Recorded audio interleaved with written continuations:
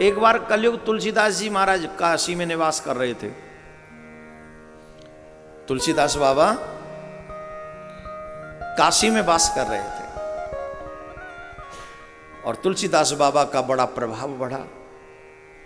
उनकी रामचरितमानस जगह जगह पढ़ी जाने लगी। बड़े बड़े विद्वान उस मानस का पाठ करने लगे।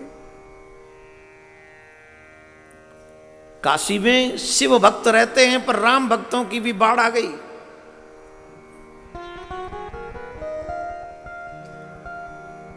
कलयुग परेशान हो गया। कलयुग कहता है इस तुलसी ने तो मेरा प्रभाव ही कम कर दिया है। एक प्रसंग आता है, एक बार यमराज ने कहा, यमराज कहे यमदूतन ते अब तुम पापीन को अब लावत नाही। यमराज ने यमदूतों से कहा तुम पापियों को लेके नहीं आते हो। आजकल नरक थोड़ा बड़ा स्पेस हो गया है, खाली रहता है आजकल।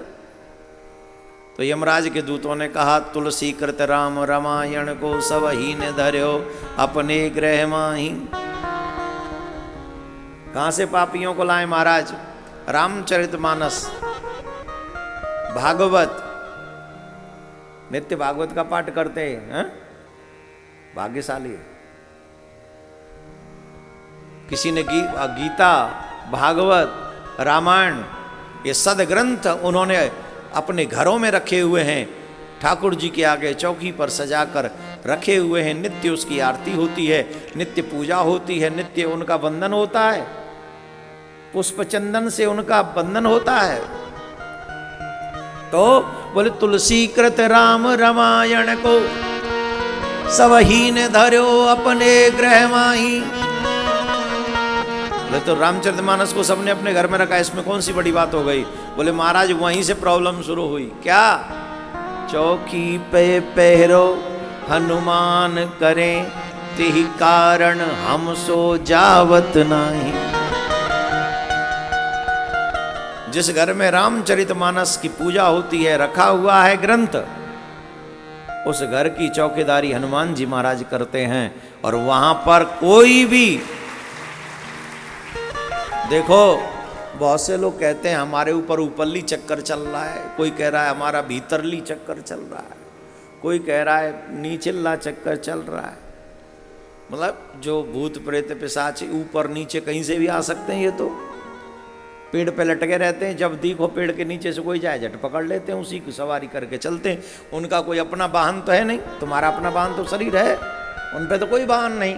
जहां वो रहते तुम वहां से निकले, बोलो चलो थोड़ी देर सवारी कर लें। लेकिन कब? जब अमर्यादित हो गए, तब मर्यादित हो गए तो उनकी हिम्मत नहीं पड़ेगी। तो कई लोग कहते हैं जिनके घर में रामचरितमानस रखा है, जिनके घर में भागवत ग्रंथ रखा है, जिनके घर में गीता रखी है और उनका वायकादा पूजन वहां होता है, भूत प्रेत तो छोड़ो, उनके बाप की हिम्मत नहीं कि वहां आके जाके कुछ असर दिखाएं। अब दादाजी के जमाने की रामायण धरिए वह कोई खोल ही रहा है, वहां में कोई रामायण पे एक फूल ना चढ़ा रहा हो तो हनुमान जी कह रहे मैं कब तक बैठूं यहाँ? कम से कम पढ़े ना तो सही, रामायण पे एक फूल तो चढ़ा दे, भागवत पे एक पुष्प तो चढ़ा दो, आरती तो कर दो। पढ़ नहीं सकते तो होता ही नहीं। तो यमराज के दूत कहते हैं वहां हनुमान जी पहरा देते हैं, इसलिए हम वहां जाते नहीं हैं। तो ये बहुत बड़ा, बहुत सुंदर आपके लिए उपाय है जो इन पे हवा का प्रभाव होता है। अपने घर में रामचरितमानस, भागवत और गीता रखें और तीनों ग्रंथों का पूजन करें एवरीडे, उनकी आरती करें। बुरी से बुरी नेगेटिव छवि जो भी है, नेगेटिव शक्ति आपका घर छोड़ के भाग जाएगी। यमराज के दूत नहीं झांकेंगे,